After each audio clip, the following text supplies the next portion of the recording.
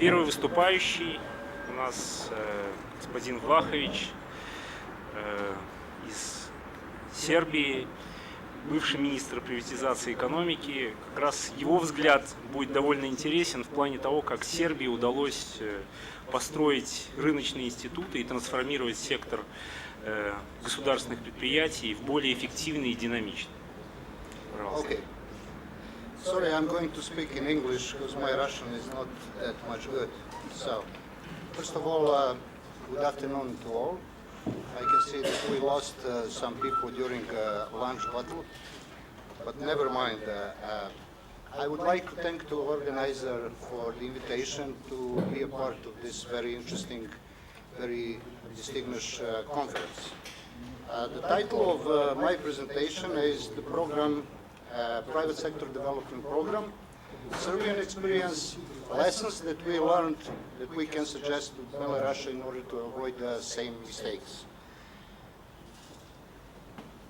First of all, what was our starting point and what we inherited in the past? Just to remind you, I was a minister from 2000 until 2004, responsible for the economy and privatization.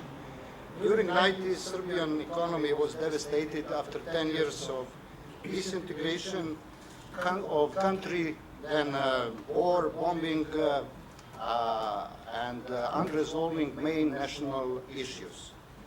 The level of industrial production in 2000 was just 1/3 of the level that was reached at the end of the 80s. Hyperinflation was at 133%. Real unemployment was over 1 million. In absolute terms, in relative terms, was over 30%. The average salary was less than $20. We have had failed commitment to service external debt, as well as big state banks bankrupted, which was almost 80% of the total banking sector. During the 90s, when we were so-called closed countries, there were a couple attempts of the privatization, and all privatization models were based on insiders approach. So, literally, we have started from the scratch. And we have literally starting from the scratch. Therefore, we saw the opportunity with privatization in order to quickly rebuild the confidence in our economy. Because of that, privatization was our starting point. In the second wave, we implement the other reformally oriented projects. First of all, we reduce the red tape and bureaucracy. Then we enable friendly business environment to attract greenfield and brownfield investments. Then we put a lot of effort in order to build entrepreneurship and small and medium-sized enterprises. Many laws were changed or many new laws were adopted. Among them, very important laws for quick opening and dissolving business activities, bankruptcy and business registration laws. And last but not least, restructuring of the large public utility and infrastructure companies. In this chart, you can see our task that we have done from 2000 until 2004. Main institution buildings, private sector development projects, as well as legislative changes. So, we started with privatization and with the other projects. And 5 years after, we did have a success story. GDP, actually, average growth rate of GDP for that term was 11.5, and the expansion during our office term was 2.35 times. We have reduced public debt from 4 billion euros to only by 4 billion euros from 163% measuring to GDP to a minimum of 29%. We decreased inflation rate from mentioned 130, then 113 to 5%. Today, inflation rate is less than 4%. We have privatized 2,300 companies with overall program contribution of 4 billion euros. Our export has grown 2 times in our office terms. Actually, the average growth rate was 3.7%. We have attracted FDIs, and the average attraction of FDIs was 1.2 billion annually. And finally, banking sector has grown 2.88 times under our term. So, privatization was our first and basic attempts and basic pillar of the private sector development. As I mentioned, we did have a couple attempts of privatization which were based on insiders' approach. We switched to selling because we wanted to have a foreign capital inflow, clear ownership structure, not just simply dispersed of ownership among citizens, among the population, then to have a strong corporate governance, which we could not reach using insiders model, to have a company efficiency, to implement hard budget constraint rules at all levels, not only on macro but on micro level as well, and with privatization to contribute to our main goal, which is liberal and open market economy. Our basic governing principles were mandatory and time-constrained privatization, public, transparent, competitive, and technically straightforward procedure. We did estimate privatization through 3 privatization routes, which was tender, auction, and restructuring, and finally, all that we wanted to have as state efficient and unbiased regulation. Generally, 70% of the equity was offered for sale, and 30% was distributed free of charge to the workers and former workers. All companies we have divided in 2 big groups. One, big companies that are important for the economy overall and regionally as well, and the small and medium-sized companies. Big companies we have privatized through tenders, and small and medium-sized companies we have privatized through auctions. We have excluded direct negotiation as a method of privatization. Some of the companies, I mean big companies, were not attractive for privatization, but still with significant market potential. That's why we put those companies under limited restructuring procedure, after which either we put them as a candidate for privatization or simply pushed to the bankruptcy. Auction privatization was designed for the small and medium-sized companies. As I said, 70% was offered for sale, and there were 2 forms and 2 types of preparation of auction documents. For small companies, we have implemented so-called accelerated auction privatization, in where we let 2 companies to prepare auction documentation. For medium-sized companies, we have implemented the regular auction procedure, and documents were prepared by the financial advisors. And of course, we formed a group of companies, and those group of companies were the subject of the financial and legal advisor work. Tender privatization, also 70% was actually offered for sale, and 30% distributed, but in a slightly different manner comparing with auction privatization. Sale of capital was organized by using services of professional, financial, and legal advisor. They were also contracted through transparent tender procedure. Privatization agency was solely responsible for privatization.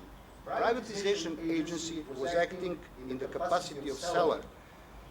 Agency was responsible for preparation, organization, execution, and post-privatization monitoring. Since we divided all companies in a big and small and medium-sized group, we wanted to have a strategic partners or strategic investors for our big companies. Therefore, we were seeking for the investors who has expertise and experience in the specific industry, sufficient turnover and capital, willingness to continue and additionally invest in the company, and finally, who are ready to take obligation to meet social program requirements. And I will tell you later on why social program is very important for the successful privatization. We have implemented different, three tender criteria.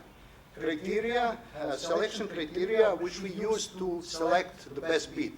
One is price offer for a capital, for equity. The other one is offered investment program, which was subject to agency verification. And third one, social program. Actually, all companies that were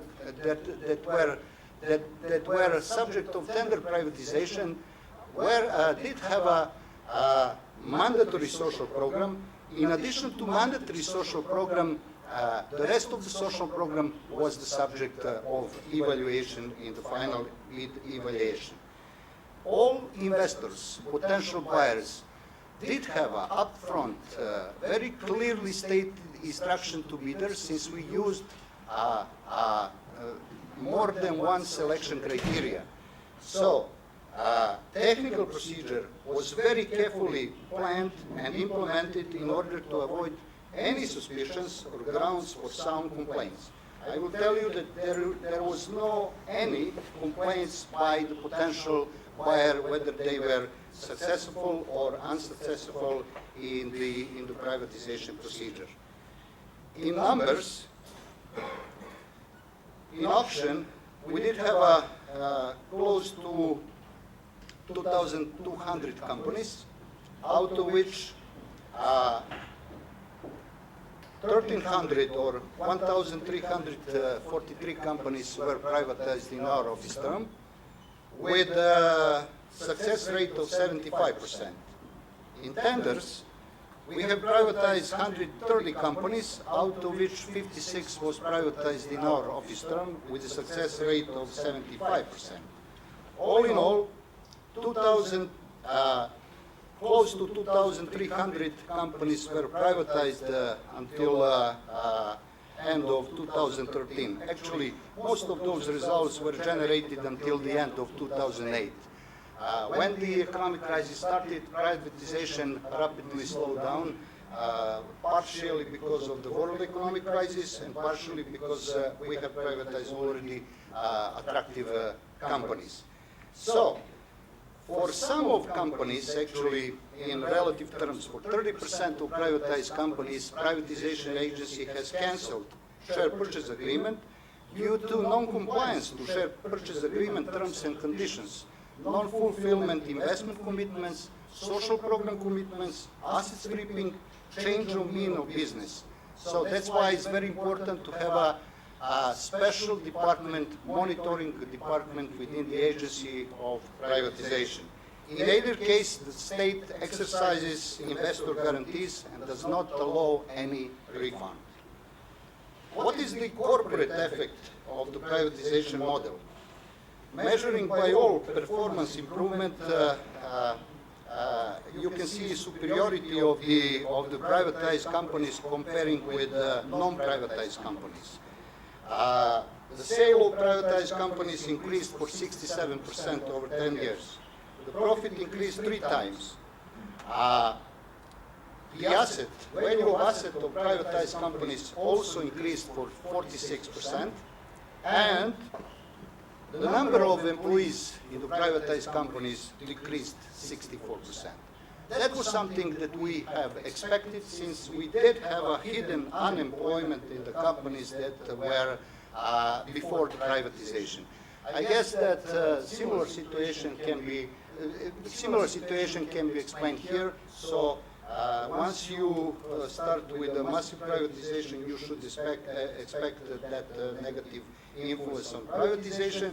That is very important to work on business environment improvement, SMEs building, in order to assume those workers that were laid off during privatization.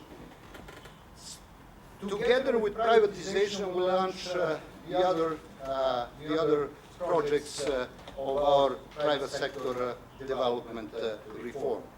The main was growing entrepreneurship and small and medium-sized enterprises sector.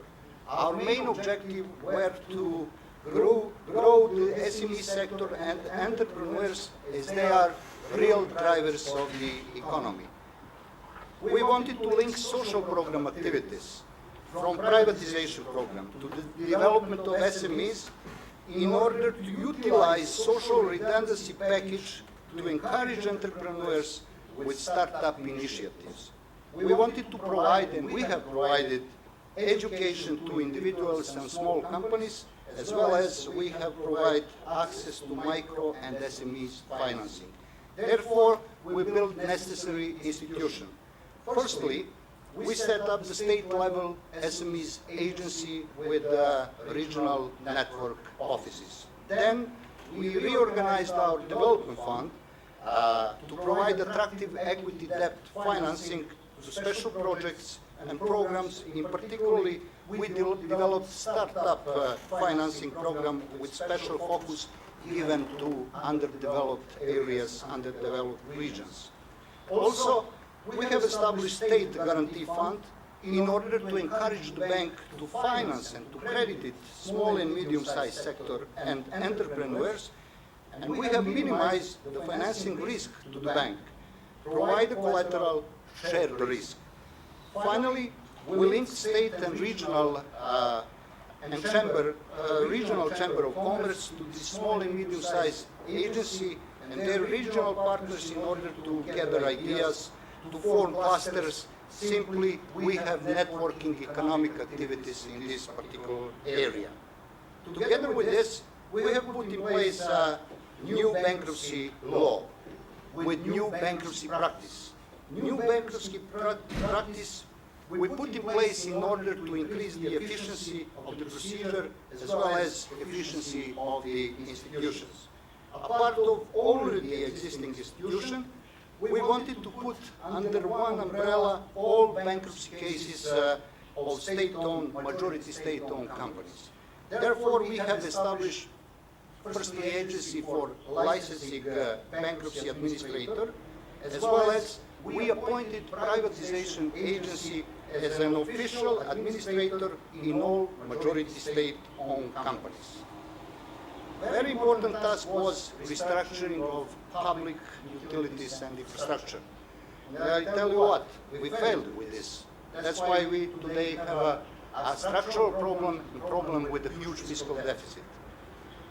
Those were a limited group of big companies with relatively high employment. Our main objectives were to provide efficient performance management and monitoring to align company objectives with the state policy objectives, to restructure the companies prior to privatization.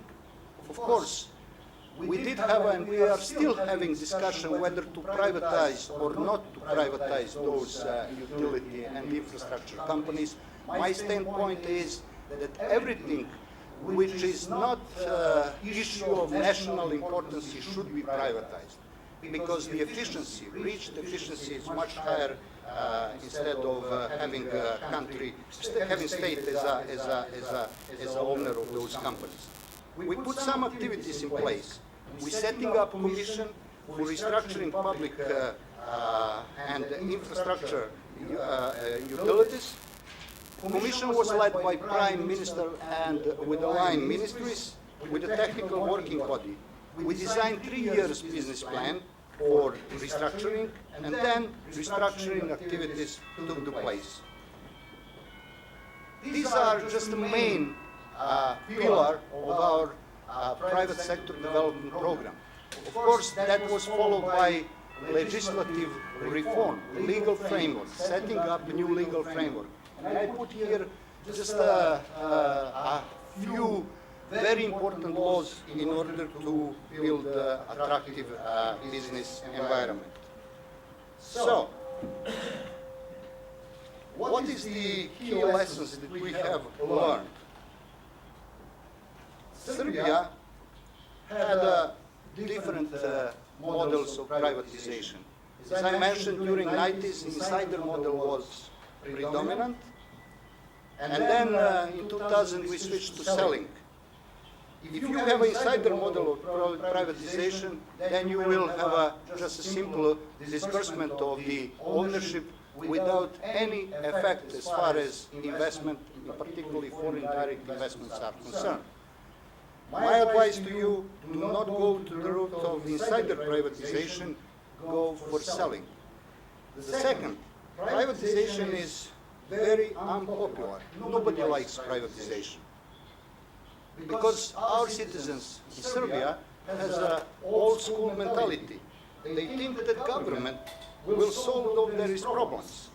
That means that we had and you have to have very strong PR and communication campaign in order to motivate reform. You have to educate the population, build the trust as much as possible. You have to have a roadshow activities across the entire country, and you have to have a very attractive slogan. Our slogan was Serbia on the right track. And I put on my very last page two quotes. The famous one that was used by our late Prime Minister during our campaign. The next, you have to know your investor.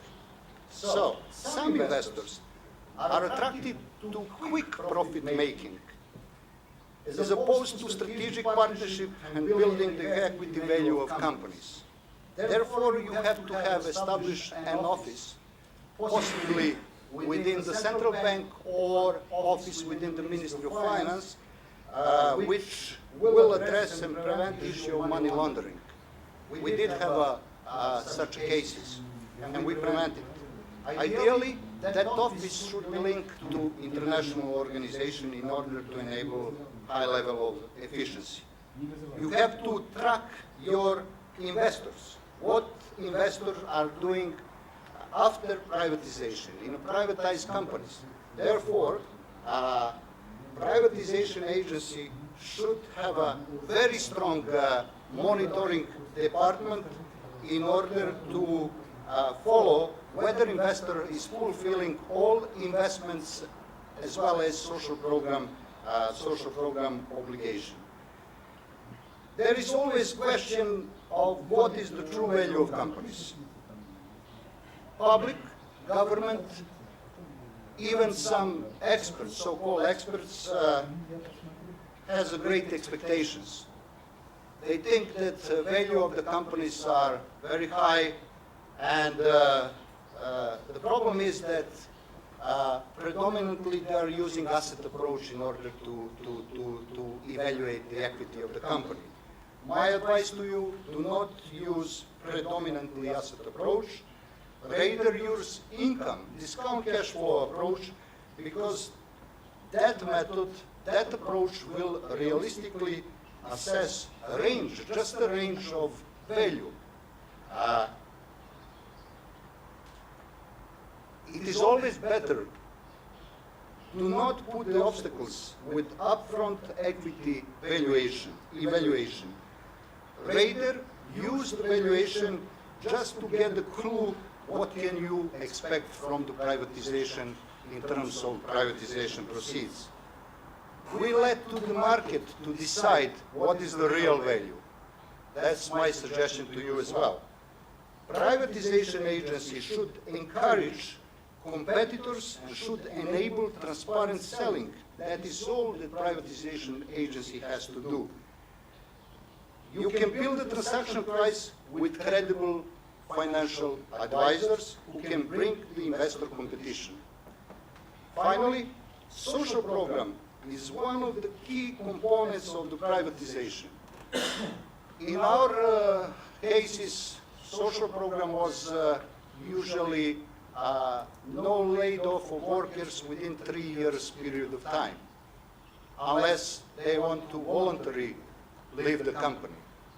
Voluntary leaving of the company was linked with a high redundancy.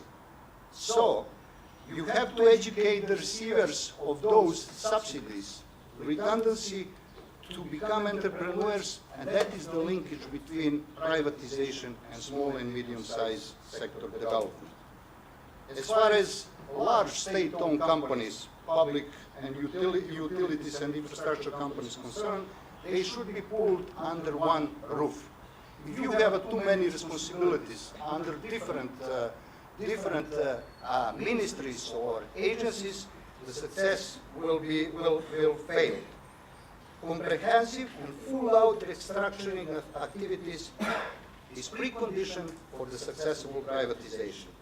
Finally, privatization is not a standalone silver bullet. It must be it must go together with the other macro reforms: judicial system, financial system, fiscal policy reform, anti-monopoly issues, finally, education reform. What is most important, political support and social consensus. Those two are crucial for success. Thank you very much. Спасибо большое.